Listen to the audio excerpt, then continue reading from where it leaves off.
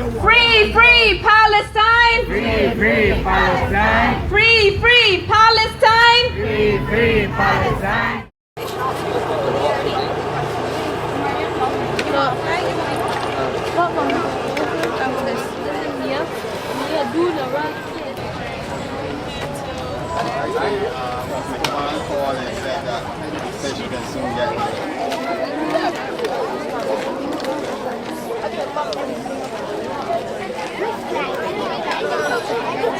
The Balfour Declaration of 1917, Lord Balfour, because it was the British that initiated this whole process.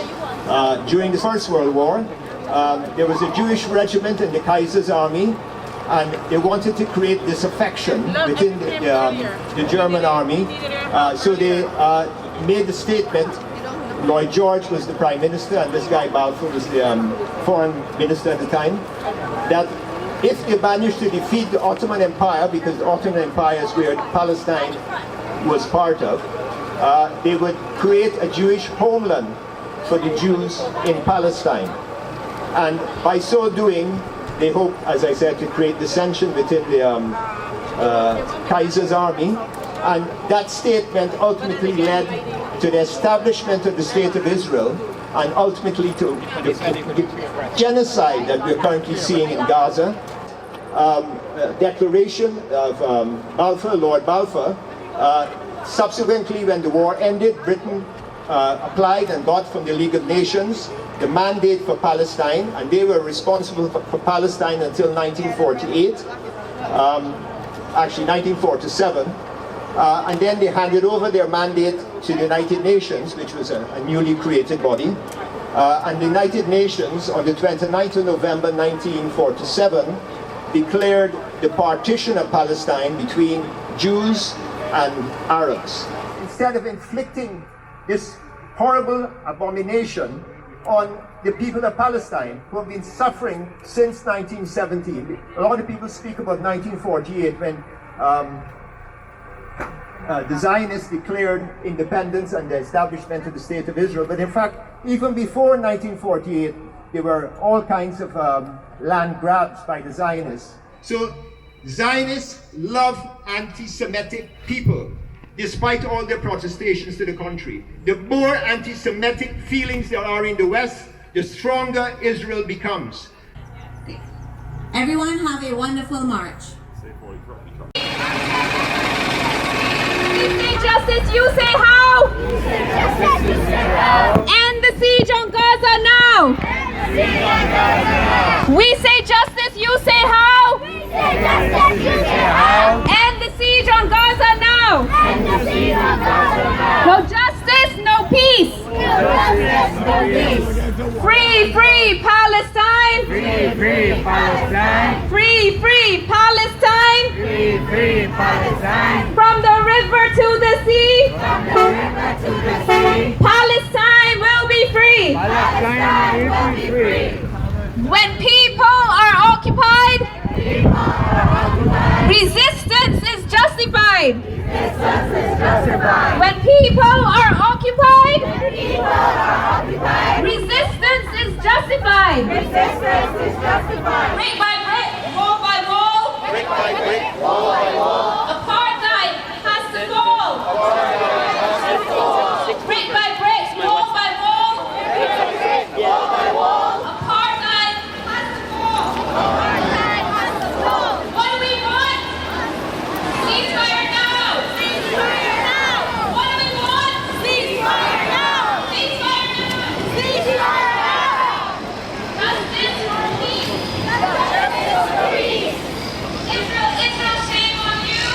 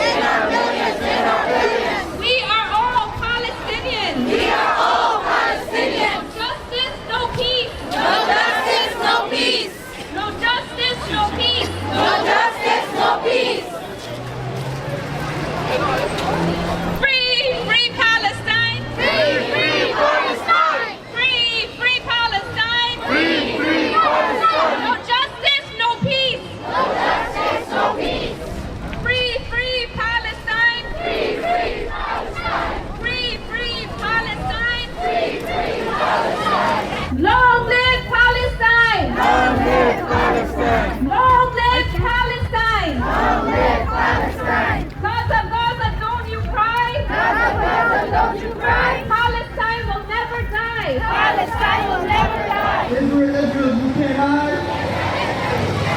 We're committing genocide. Palestine is our demand. No peace on stolen land. Palestine is our demand. No peace on stolen land. With my grit, hold my wool. Apartheid has to fall. Apartheid must be full. What do we want? Ceasefire now. What do we want? What do we want? Ceasefire now. What do we want? Ceasefire now. What do we want? Ceasefire now. What do we want? Ceasefire now. What do we want? Ceasefire now. Free, free, free Palestine! Free, free, free Palestine. Free, free, free Palestine! Free, free, free Palestine. As we speak, they're killing babies, they're killing mothers, they're killing fathers, they're killing children, they're bombing hospitals, they're bombing schools, they don't care. We are here for humanity. We stand up for justice. We stand on the shoulders of our forefathers who stood up for justice. We will continue to stand for justice. That is why we are here, my brothers and sisters. Let not Barbados be on the wrong side of history. Let not Barbados be on the wrong side. Let us stand for justice. Let it be written. Let it be written 100 years from now that Barbados stood up for Palestine, that we stood up in the face of injustice and cruelty, that stood up in the face of power. Let it be written. Brothers and sisters, I have on my hand my name. Why do I have that? Because babies and children and people in Palestine have to write their names on their hands because they do not know when the next bomb will drop on their building and crush them, and no one will know who they are. This is the time that we live in. This is the 21st century. It should never be happening. It should never be happening in this 21st century, 2023. And we have the powers that be that support such injustice. It should never happen. And we have to stand up and say no more.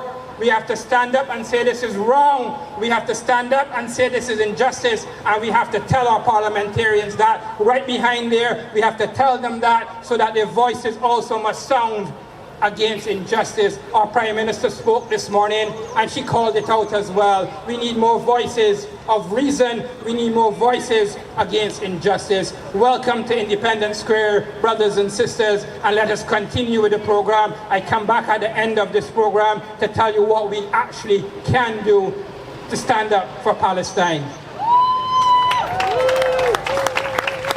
When you spent the last 43 days advocating, practically yelling for someone, anyone to listen, when all you want to do is say to the Palestinians in Gaza, we hear you, we see you, no one forgot you and we're trying. When your throat is sore and your face is swollen from the tears and the agony that your heart feels as pieces break, watching every video of every child crying with no tears left as they starve, are amputated, or have a limb hanging by a literal thread of muscle, or they're in shock, now realizing that they're the only one left of their family, a family of 40, 60, 70, they're the only one left. But that's all I'm doing, watching, because I'm not there in Gaza, enduring the trauma. I am only witnessing. And do you know what I have witnessed in the last 43 days? Aside from the pain, and the heartache and grief and starvation and dehydration and disease that is plaguing the Palestinians in Gaza right now. I've seen some of the bravest people the world has ever known. I have seen children who are traumatized by getting a bomb thrown on their home, and yet I find a video the next week of him smiling as fellow Palestinians are caring for him in a refugee camp with costumes and merriment, in an attempt to combat that trauma and give the children even a glimpse at a normal childhood. I've seen neighbors consoling each other as their families are no longer with us. I've seen a man, after learning his whole family became martyrs, saying, Alhamdulillah, Alhamdulillah, all praise is due to Allah subhanahu wa ta'ala, with a smile, because he knows their fate. The strength of the Palestinians is unmatched. I have seen their doctors and nurses stand tall in the face of death, refusing to leave their patients, infants in incubators, patients of all ages in critical condition on ventilators, at the mercy or lack thereof of the oppressors. And they knew their fate should they stay, and they did not waver once. I have seen journalists smiling and laughing despite being the ones courageous enough to be our eyes and ears, to share the events unfolding an ocean away. The ones who run towards the danger to catch it all rather than run away. The real heroes, including Shireen, who's just shot in the head for doing what everyone else is trying to do. Spread the awareness. They are the real heroes. And I've seen women and men caring for orphans as if it was their own.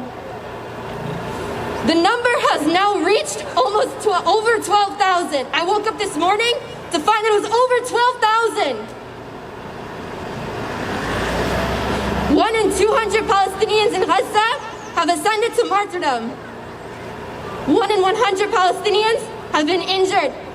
They have missing limbs, they're bleeding out, they're getting infections.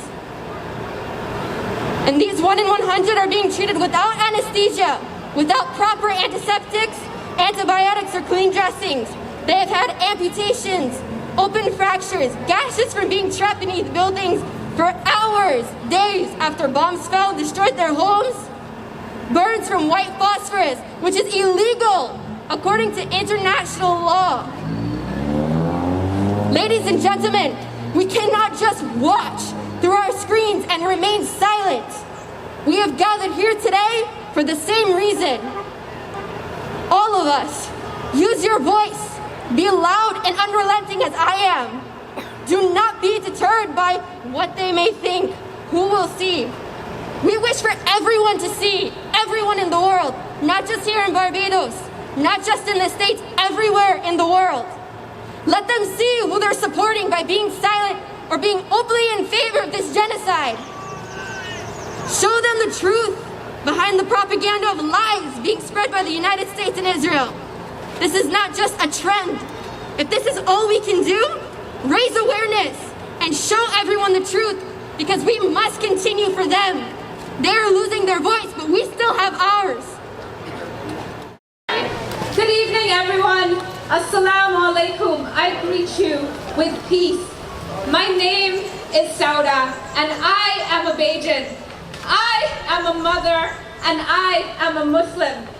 And I am compelled to speak to you today because, not only because of my faith, but because our proud nation knows what it means when a doctrine of hate resides over a nation and occupies its people. We know the consequences of oppression for another based on the color of his skin. Our history is one of oppression that we rose to defy. And our dear father of independence, the Right Honorable Errol Walton Barrow, who pays witness to our gathering here today, proclaimed us satellites of none, but friends of all. And hence we as a nation must honor his legacy by standing against anyone who oppresses anyone in this beautiful planet of ours. We cannot sit by while innocent human beings are slaughtered, while children are slaughtered. 12,000 souls murdered. 12,000 souls. 12,000 souls, people. We cannot let this continue, and it cannot be considered just a collateral damage in a one-sided war. Palestine is bleeding. Palestine, the land where Christ was born, the land where Christ started his ministry, the land where Muslims, Jews, and Christians alike can call our holy land. Palestine is bleeding because it's being raped and plundered in the name of a hateful fascist government who its own people abhor its actions. And this did not start on October 7th, my brothers and sisters. This apartheid regime has committed atrocities under the protection of the mighty West for over 75 years, shrouding our awareness with deceit.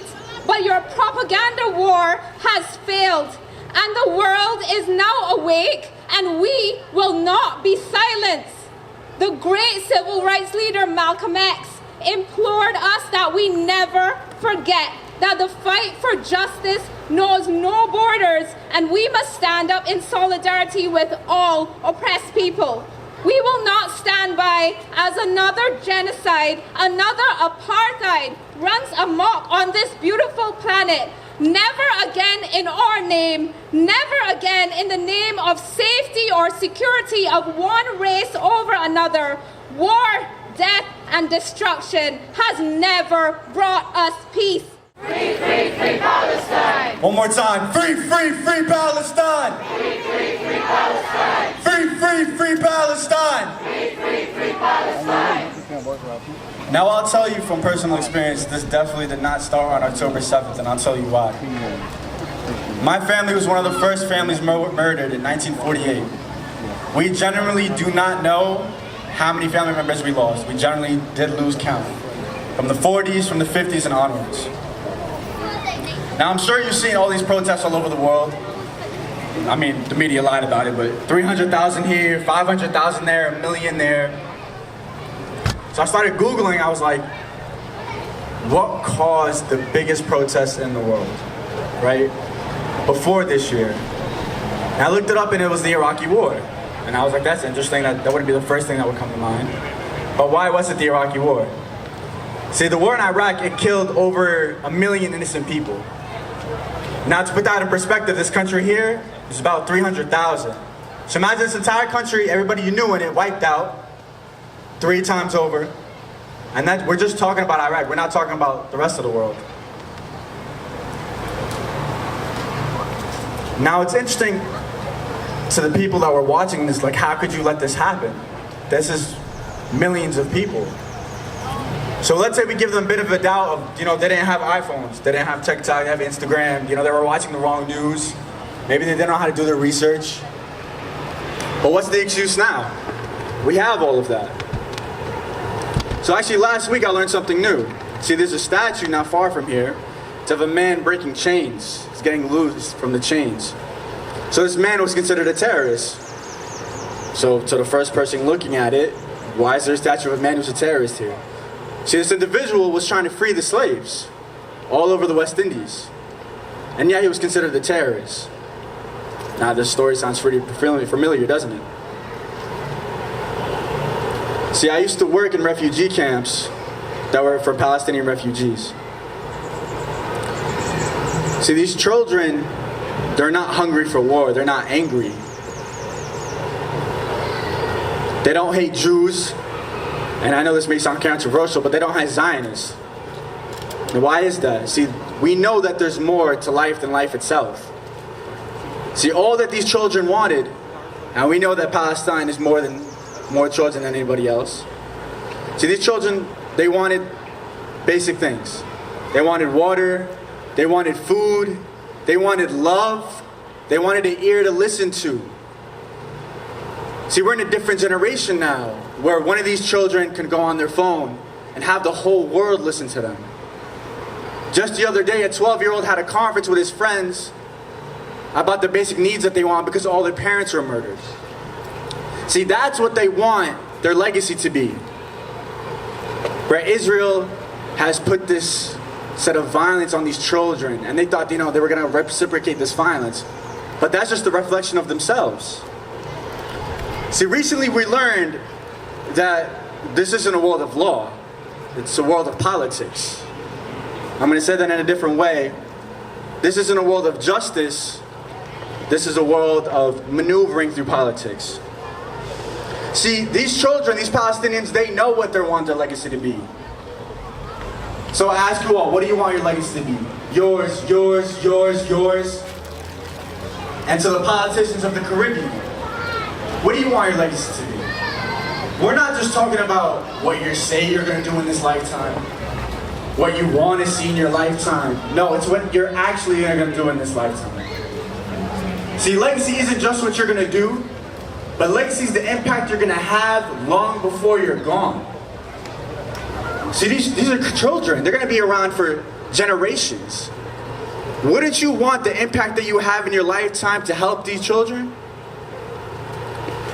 So to the politicians and to everybody here, to the children that are in Palestine, listen to them, advocate for them. Don't stop advocating for them until Palestine is free. And to the politicians of the Caribbean, of the world, know what your legacy is. Don't be afraid to speak about what your legacy is. Give these children homes. Give these Palestinians shelter. Give them opportunities. Give them scholarships. Fly them over. Open up your borders. But understand, that's not what their goal is. Their goal is to go back home because their home wasn't built 100 years ago. It wasn't built 200 years ago. It was built thousands and thousands of years ago. Help them to be able to go back home. That is what your legacy should be. So say it with me. Free, free, free Palestine! Free, free, free Palestine! Free, free, free Palestine! Free, free, free Palestine! From the river to the sea! From the river to the sea! Palestine will be free! Palestine will be free! And I'll tell you why we need to help these Palestinians. And this is something that my parents and their parents' always said. Those who suffer the most tend to make the biggest change. I'm going to say that again. Those who suffer the most tend to make the biggest change. Thank you all for coming. Thank you all for listening. One more time.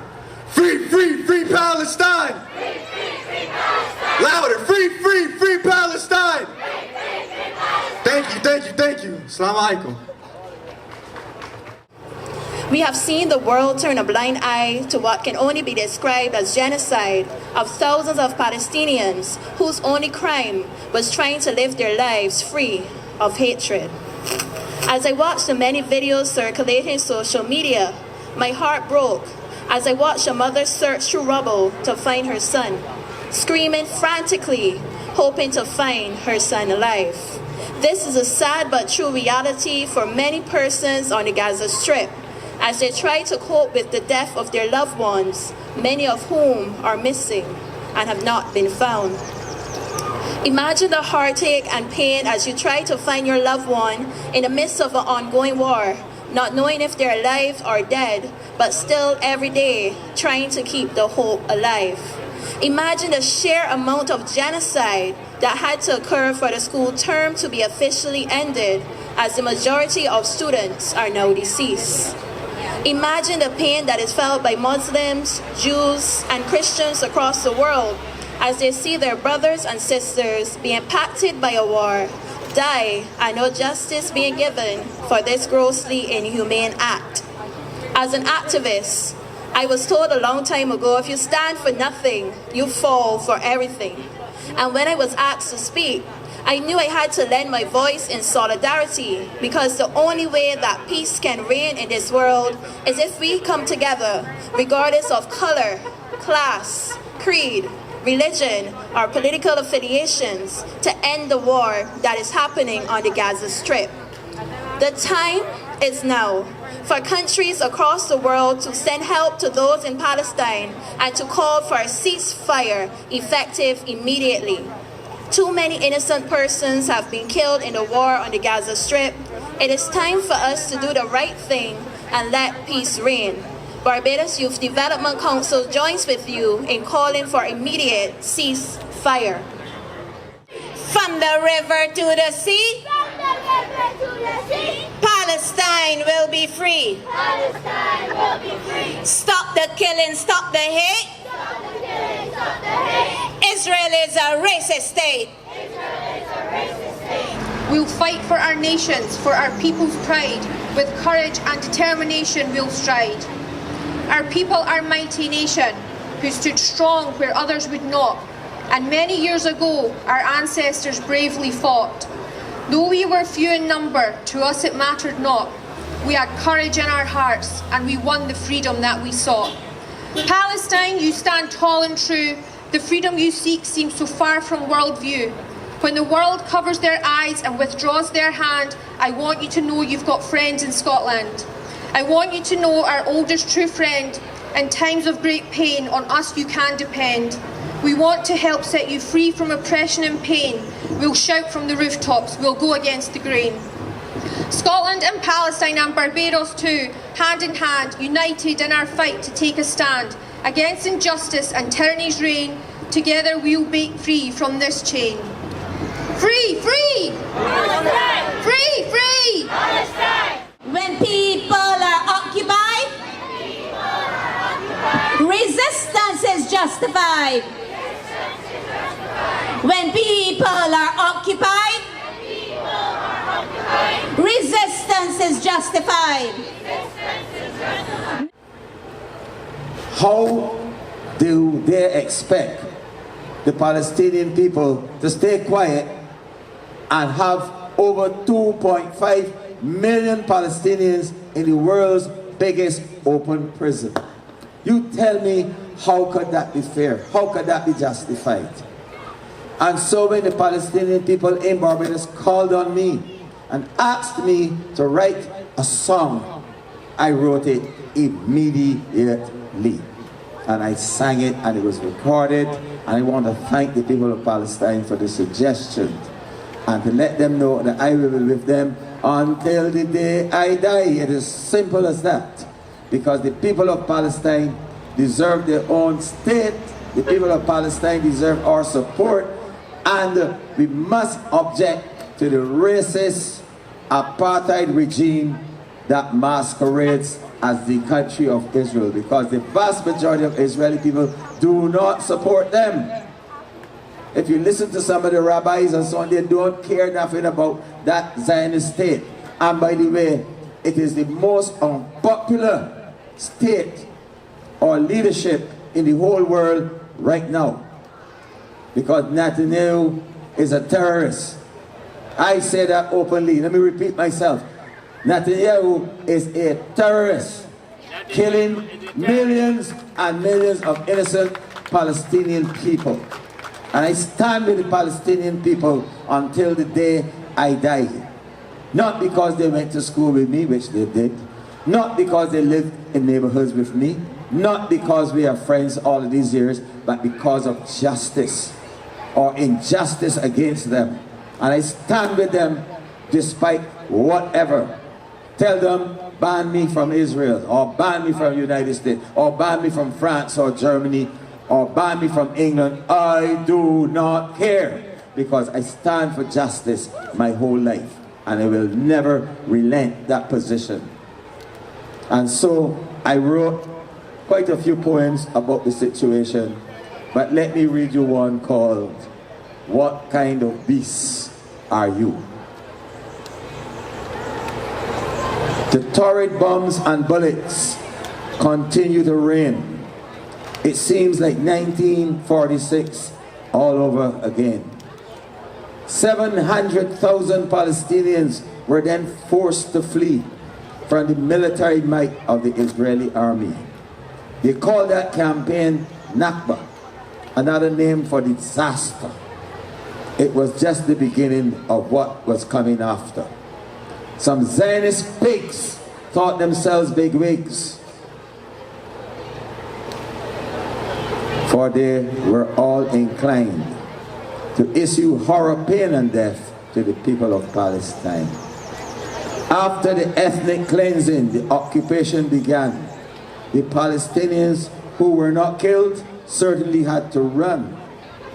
If you see a map today of what was Palestine, you would come to the clear conclusion there is a massive land decline. What was an Israeli plaza surrounds the whole of Gaza, and somehow tell themselves that all is fine. The Western world stood idly by, and not a finger lifted, as the land and desert sand swiftly totally shifted. The invaders became the owners, creating mayhem, doing exactly the same thing the Germans did to them. Shooting, killing, maiming most mercilessly, then have the mocking temerity to call themselves a democracy.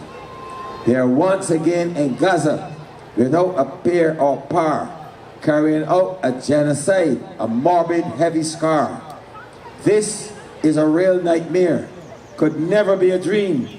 This is the epitome of an apartheid scheme and regime. The Zionists created a prison of prisons that could only have been built by earth-dwelling demons. They have so far bombed 8 hospitals since then, it is 60 hospitals, and yet starting anew. So I am forced to ask this question: what kind of beast are you? Thank you very much.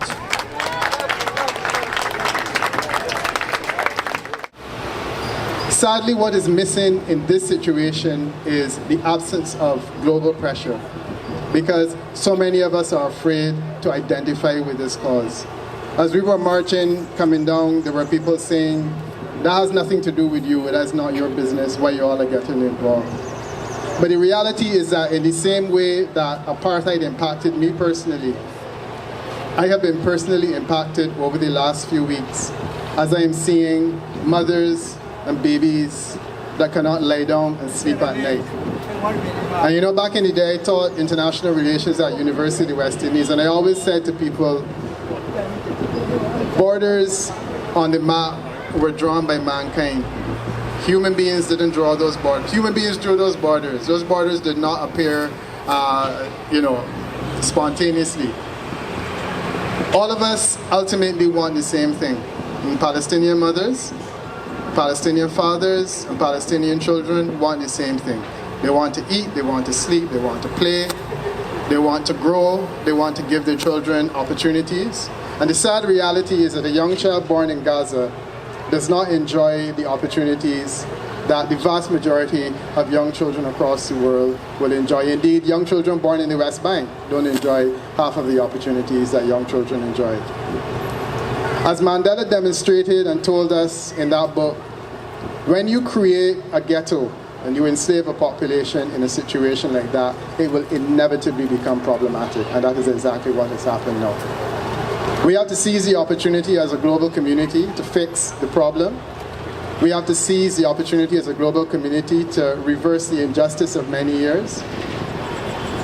But I think what's more important is that at this point in time, we have to seize the opportunity to call for a unified ceasefire. It saddens me that too many of our Caribbean people have been uncomfortable identifying and have been afraid to identify. It saddens me that too many of our leaders have been slow to speak. And I was so heartened this morning when I saw 2 of the more progressive leaders in our Caribbean, Prime Minister Motley and Prime Minister Gonzalez, jointly calling for a ceasefire, but more importantly, expressing the revulsion at what the Israeli state has been doing to largely innocent people. Making the point that there is no comparison. No, we have gone past comparison. So we condemn the 1,200 people that Hamas has killed. We condemn that atrocity. We're now in a situation where you're looking at 10,000, and I think that the number is going up probably by 1,000 or a few hundred every single day. There's no comparison. And yet still there are people who are unwilling and afraid to condemn that and to speak about the need for a ceasefire that is absolutely urgent and important. This morning, Prime Minister Motley made the point that this is the first publicly televised genocide, and that is so very true. We are able to see for our own self the atrocities, the violation of international law before our very eyes. And I just hope that we are watching, that we are witnessing, and that we're not forgetting. Because in the final analysis, those people are no different to us. They have desires that are similar and no different to us. And I think that it is absolutely important that we stand as people who were once oppressed, people who were once enslaved. We stand with our brothers and sisters in Palestine, and we let them know that we are here for them and that they're hearing us. We're not 200,000 people that marched in London. We are not the 100,000 that marched in France, but yet still we can make our voice known in a proportional way and let the world know that we also have our concerns. So gentlemen, I want to thank you for inviting me to participate in this important march. And Suleiman, whenever we have events in the future and I'm around, I'm definitely here with you. I will continue to use whatever forum I have in the public media to make the point and to keep the pressure on so that Caribbean governments understand that we are very concerned about the situation. Thank you very much. I work at the University of the West Indies Global Campus, and we purport to be an activist university. So I'm here in that capacity as a staff member of an activist university. What is clear to me is that the energy and the spirit and the frequencies of war and desolation and destruction is in the air. What is clear to me is that it's something, as everyone has said before me, that bothers us all, that troubles us all, that gives us despair, that lends us rage. You know, that we look at something on Instagram in terms of what is happening with the children, what is happening with families, what is happening with men, what's happening with the journalists, what's happening with everyday, ordinary people in Palestine. And it is almost as if we're being bombarded with it. While we need to be aware, while we need to be abreast and, you know, be conscious of what is happening, there's a way in which that what comes to mind is where attention goes, energy grows. So if there's the energy of despair, it will grow. If there's the energy of rage, it will grow. If there's the energy of evil, it can grow. If there's the energy of war, it can grow. And one of the things that preoccupy me is that the observer, us as observers here in the Caribbean, can affect the outcome in a small community way. So therefore it stands to reason that the enemy would want all our attention here, as in on social media as well, because we can only witness on social media, right? And because it is a frequency and an energy of war, our anger is being harvested, our grief is being harvested, our sadness is being harvested. And what I'm saying is that we must not give that to them. And when I say the enemy is those who are purporting to use control, power, and greed to oppress the Palestine people, the people of Palestine, Philistines.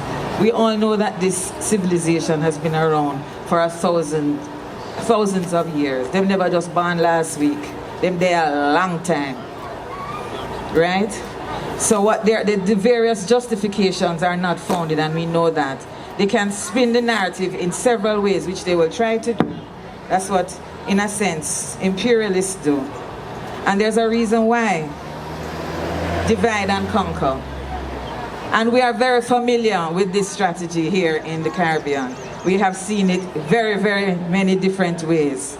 As people of African descent, as people of Indian descent, as people of Chinese descent, all of us who make up the Caribbean, as people of even the European descendants, the white Caribbean folks that are here as well. So in terms of the majority, fine, a lot of us are of African descent, but we know the machinations of division and the narratives that can play, and how we always have to be able to try and speak truth to power. So what I'm saying is that the same techniques are being used with daily battles on social media, especially in the sections of the comments, and you read something and you get vexed. And you say, what that? What kind of foolishness is that? And you won't come off it and you take a break, right? So this to me is that we must evolve from this situation. While we must be aware and remain supportive, what I'm asking us to do is to not dwell where the frequency of war, evil, power, and greed lies. Take a break, sit back, pull back from the social media every now and then. Reassure your children that not all adults treat children like that. What is happening in Palestine in Gaza, in different parts of Palestine. It's horrible, it's unmentionable, especially what is happening to children. They don't bat an eyelid, them don't blink, them don't flinch to kill children. And when you know they get to that point, something is wrong with some of humanity.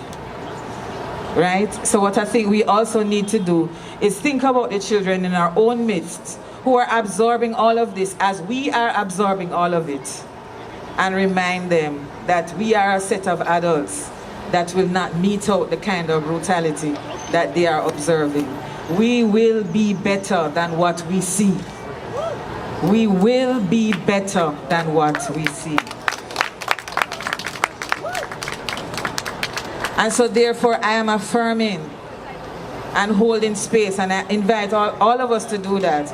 Affirm and hold space that where hate resides, love will emerge. Where evil resides, goodness and kindness will emerge. Where control resides, sharing will emerge. Just sharing. Justice and sharing. Can't just take a piece and say you take one slice of bread and me will take 10 slices. That is not sharing. That's still greed. Now we don't know what the ceasefire is going to look like, but I affirm that it will be a just outcome for the Palestinians. It has to be, or else it's not going to make no sense. Right? So I affirm once again, where hate resides, love must emerge. Where evil resides, goodness and kindness has to emerge. And with our frequency, with our vibrations, we cover the people of Palestine with our love, with our thoughtfulness, with our mindfulness, and keep them, that vibration, that frequency of positivity, high, high, high, high, high. And remind ourselves that what is happening there, what they are doing to those people, our people, because we are Palestinian in that vein, we will not repeat that with our children. Thank you. The companions asked, how do we help the oppressor? He says, by preventing him from committing oppression and tyranny. Because when a person commits tyranny, he leads himself to destruction in this world as well as the next. For instance, in this world, as one of our speakers said, the most unpopular state in the world at the moment is Israel, and that's due to their oppression. The Archbishop of Cape Town, South Africa, Desmond Tutu, who himself lived in apartheid, commented in the beginning that when you go to the Holy Land and see what's being done to the Palestinians at the checkpoints, for us, it's kind of the thing we experience in South Africa. He further said later on, in America once, that the Israeli government is placed on a pedestal in the US, and to criticize it is to be immediately dubbed anti-Semitic, as if the Palestinians are not Semitic themselves. I am not even anti-white, he says, despite the madness of that group. People are scared in this country, in the US, to say wrong is wrong, because the Jewish lobby is powerful, very powerful, end quote. But here, we Barbadians, we are not cowards. So we will stand up for the truth, and we will speak the truth, and we will call the wrong wrong. Today our Prime Minister said that this is a genocide that's being televised for the first time in humanity. So I'm thankful to her for acknowledging that and for feeling the pain that we all feel every night when we go to sleep crying. But as Archbishop Desmond Tutu said later on, that we need to boycott Israel. So it's not simply, as our previous spokesperson also said, that there has to be a global pressure on the Israelis for them to stop oppression. They don't just wake up and decide that we're not going to stop oppression. So Desmond Tutu, he wrote this in a Haaretz newspaper in Israel, calling for the international boycott of Israel. So we asked Barbados as well, that we should also cut all ties, diplomatic ties with these oppressors. We should also boycott all of their products and people that assist them and help them in the weapons and in the destruction of the Palestinian people. Then Desmond Tutu also said, in many instances, the apartheid in Palestine are worse than that of South Africa. So here we are proudly standing in the Independence Square, next to the Freedom Park, after ridding ourselves of the northern colonial powers. Let us further distance ourselves from their oppression by joining the rest of the decent, peace-loving countries, 138 of them, in recognizing Palestine as a state.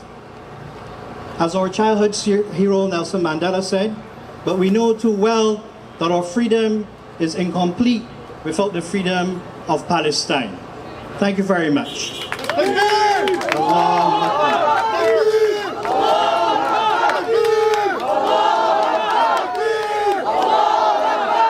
Free, free Palestine. Free, free Palestine. The last speaker quite rightly spoke about the need for Caribbean countries to break, or at least to suspend, diplomatic relations with the Zionist state of Israel. That's something we also as a group have been calling for. We've written to the Secretary General of CARICOM asking that they circulate a memo to all member states calling for the suspension of diplomatic relations with the state of Palestine. We were in the vanguard of the struggle against apartheid in South Africa. We should also be in the vanguard of the struggle against apartheid in Palestine. Barbados is one of the few countries in the Caribbean that has not recognized Palestine, so that's something else we need to agitate for. Trinidad and Tobago, Jamaica and the Bahamas also have not recognized Palestine. So we need to agitate for that. So I endorse what the last speaker said. But on a more global basis, we also need to call out the blatant hypocrisy of Western governments who are ignoring the genocide that's happening in Gaza. In fact, they're saying that if you call for a ceasefire, you're a Hamas supporter. Imagine that. If you're calling for the saving of children's lives, you are a Hamas supporter. You're in effect a terrorist. Greta Thunberg, the Swedish environmental activist, the young lady, she's made the statement that Palestine has a right, Palestinians have a right to defend themselves. And she was told by various Israeli ministers that she is a terrorist, that she's a supporter of terrorists. When Antonio Guterres said that what happened on the 7th of October in Israel didn't happen in a vacuum, they said the same thing about him, and they wanted him to resign. And the hypocrisy, the blatant hypocrisy, all lives matter. Over Ukraine, which started in February of last year, the invasion, alleged or so-called invasion by Russia of the Ukraine, so far 9,000 people have died.